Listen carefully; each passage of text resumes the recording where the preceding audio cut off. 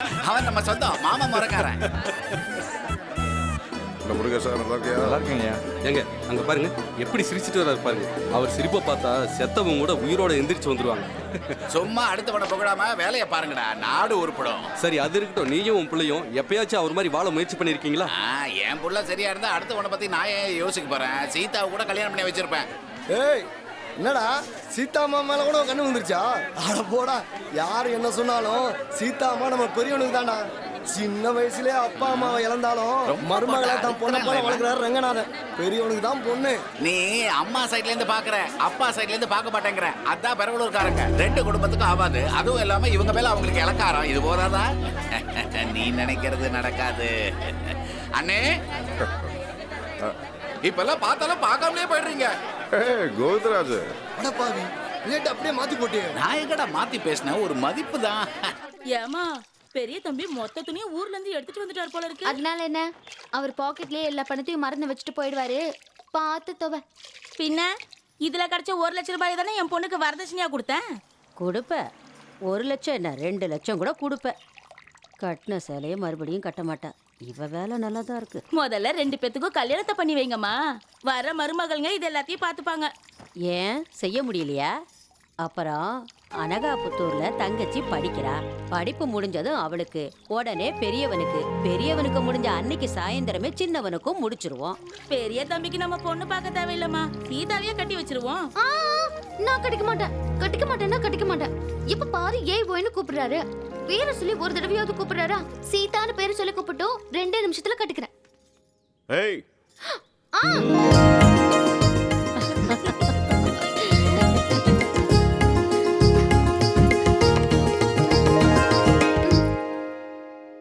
என்ன?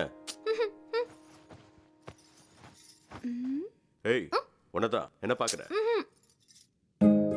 தலையில பூவும் சேலையும் அம்மன் கோயில் சேலை மாதிரி அழகு.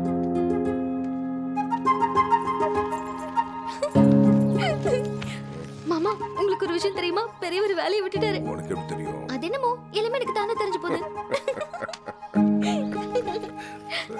ஏய் சீதா, நீயும் இரு, இத கேளு. என்னங்க, ராத்திரி லக்ஷ்மி தேவி கனவுல வந்து ஒரு கையில தங்க சொம்பும் ஒரு கையில வெள்ளி சொம்பும் கொடுத்து உங்க 2 பசங்களோட கஷ்டமும் தீந்து போச்சுன்னு ஆசீர்வாதம் பண்ணாங்க. உண்மைதாங்க. இந்த சிரிப்பு ஒண்ணும் குறைச்சல் இல்ல. அடியே நாகமணி, எங்கடி இருக்க?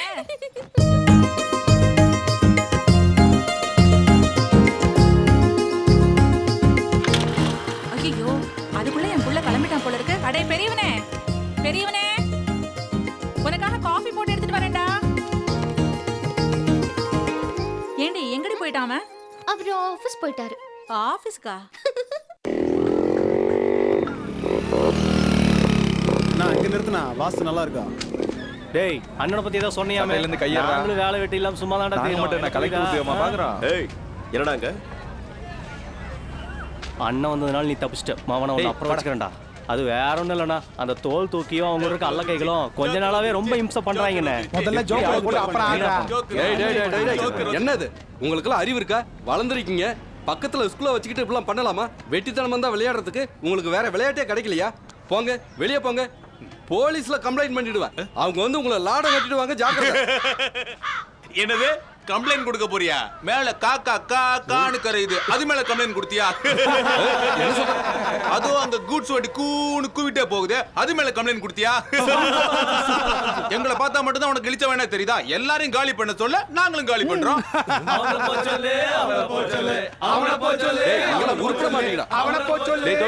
பெரிய வந்துட்டான் பாரு.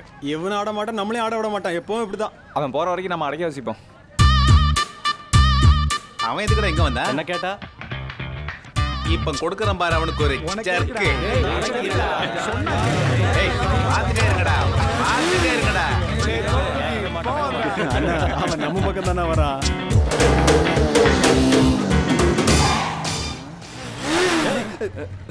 என்னடா சிவகாசில இருந்து எப்ப வந்த?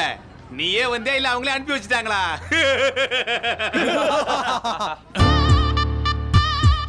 உன்னால வேலையெல்லாம் பார்க்க முடியாது. சீக்கிரமா ஒரு கல்யாணத்தை பண்ணிக்கிட்டு எங்க கூட வந்து சீட்டாடு. எங்களுக்கு ஒரு கையாவது கூடும். டேய் தம்பி தோல் தூக்கி.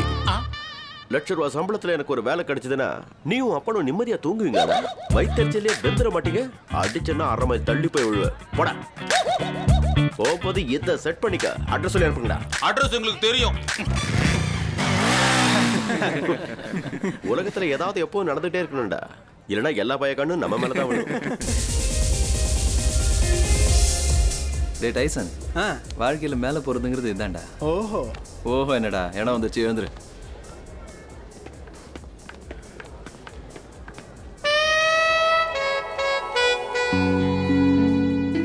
ஒரு வாரமா உன்னை அப்சர்வ் பண்ணிட்டு இருக்கேன். ஒரு தடவை பார்த்தா மறுபடியும் பார்க்க தோன்ற ஃபேஸ் உன்னோடது. ஒவ்வொரு ஆணோட சக்சஸ்க்கு பின்னாடியும் ஒரு பெண் இருப்பா. நீ சக்சஸ் ஆகாம போனாலும் பரவாயில்ல, உன் பின்னாடி நான் இருப்பேன். அலெக்சாண்டர், பில் கேட்ஸ் இவங்கள மாதிரி எவ்வளவு பெரிய ஆளா இருந்தாலும் எப்பாவது ஒரு நாள் அவங்க வைஃப் கிட்ட ஒரு முத்தத்துக்காக கெஞ்சிருப்பாங்க. சோ சில்லில அதுக்காக தான் ப்ரப்போஸ் பண்றேன். லவ் பண்ணலாமா? தமிழ்நாட்டு பொண்ணு ஜடை போடுறதையே மறந்துட்டீங்க. ஒரு பூ வாங்கி கொடுத்தா எங்கடி சொருவிப்பீங்க? பூவோட சுகமே தெரியாத உனக்கு முத்தத்தோட சுகம் இருக்கு. செத்து போச்சுடா சாமி, ஃபீலிங்ஸ் எல்லாமே செத்து போச்சு. சாமி எடிசன், புது மாதிரி பொண்ணுங்களை கண்டுபிடிச்சி அனுப்பு. நடை கட்டு. மாலு மாலா அலையிறாளுங்க ஆளை தேடி.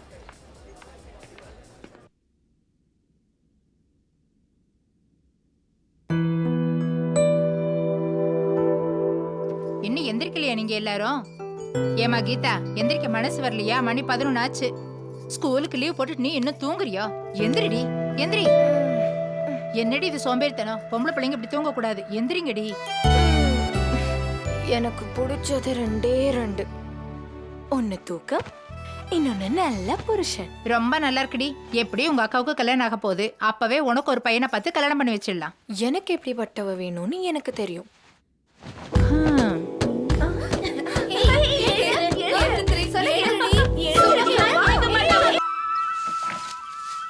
ஏமா ஏமா, நான் வந்ததை நீங்க நம்பித்தான் ஆகணும். ஒருவேளை நம்ப முடியலனாலும் நம்பியே தீரணும். ஓ, நீங்களும் இங்கதான் இருக்கீங்களா? உன் பேச்சுல மட்டும் ஒரு குறைச்சலும் இல்ல. மொத்தத்துல நிச்சயதார்த்தத்துக்கு வராம ஏமாத்திட்ட. அது வெட்டி போயிட்டானே.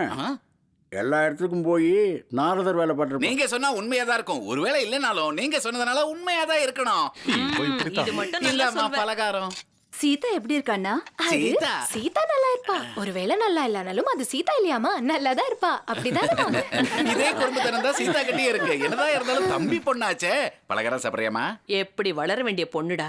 எப்பவா இருந்தாலும் சரி அவளோட சொத்தை அவளுக்கே கொடுத்து ஒரு நல்ல பையனா பார்த்து அவளுக்கு கல்யாணம் பண்ணி வச்சு கடைசி காலத்துல அவ கூடயே இருக்கணும் தான் என்னோட ஆசை. ஆனா சீதாவை பெரியவனுக்கு கட்டி கொடுக்கணுங்கிறது உங்க அப்பா பிடிவாதம். இவனா வேலை வெட்டி இல்லாம ஊரை சுத்திட்டு வரான். எங்க அவனுக்கு சீதாவை கல்யாணம் பண்ணி கொடுத்துருவாங்களோன்னு கையங்காலும் ஓடல. எந்த வேலையும் செய்ய முடியலன்னா பாத்துங்க. போடா, அந்த மனுஷனுங்க மாற மாட்டானுங்க. பொழைக்க தெரியாத மனுஷனுங்க. நாமளே பணத்தேன்றதுக்கு நேரம் கிடைக்காம கஷ்டப்பட்டுக்கிட்டு இருக்கோம். இதுல நல்லது எது கெட்டது எதுன்னு பாத்துக்கிட்டு எல்லாம் அவன் தலைவிதி. நாட்டுல லட்சம் கூட ஏமாத்திட்டான்னு பேப்பர்காரன் போட்டு கிழிக்கிறான். நம்ம இதை பத்தி யோசிப்போமா இல்ல அந்த தரித்திர புடிச்சவங்களை பத்தி யோசிப்போமா? மாறி போச்சுப்பா, காலம் ரொம்ப மாறி போச்சு. எல்லாத்துலயும் தெளிவு இருக்கணும். அதனாலதான் அவனுக்கு அந்த நிலையில இருக்காங்க, நம்ம இந்த நிலையில இருக்கோம். என் தம்பி கிட்ட படிச்சு சொன்ன அந்த சம்பந்தம் வேண்டாண்டான்னு கேட்டானா, என்னாச்சு? சீதா பிறந்தா அப்பா அம்மாவும் முழுங்கிட்டா. ஒன்னு சொல்லட்டுமா, துரதிருஷ்டம் பிடிச்சவங்க கிட்ட ரொம்ப நாள் பழக கூடாது. அவங்கள பத்தி எவ்வளவு கம்மியா பேசுறோமோ அவ்வளவு நல்லது. விடுங்க. அதுக்காக நம்ம ரங்கநாத அண்ணனை கல்யாணத்துக்கு கூப்பிடாம விட்டுருவீங்களா என்ன? என்னது அது? கல்யாண பத்திரிக்கை. அதேதானே, போகும்போது எடுத்துட்டு போய். சீதா வந்துட்டேன்.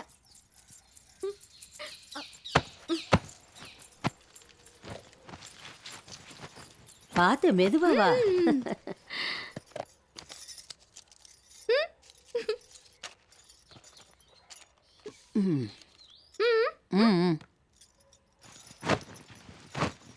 கல்யாண பத்திரிக்கை யாரோடது? ரொம்ப ஆடம்பரமா இருக்கு. எவ்வளவு செலவாச்சோ? இந்த பத்திரிக்கை யாருதுன்னு உனக்கு தெரியும்? அத்தை காதுல வேணும் தானே சத்தமா பேசுறேன். என்ன பத்தி தானே பேசுறீங்க? எனக்கு தெரியாது நினைச்சீங்களா? பணக்காரங்க அப்படிதான் பத்திரிக்கை அடிப்பாங்க, வந்தா பண்ணுவாங்க.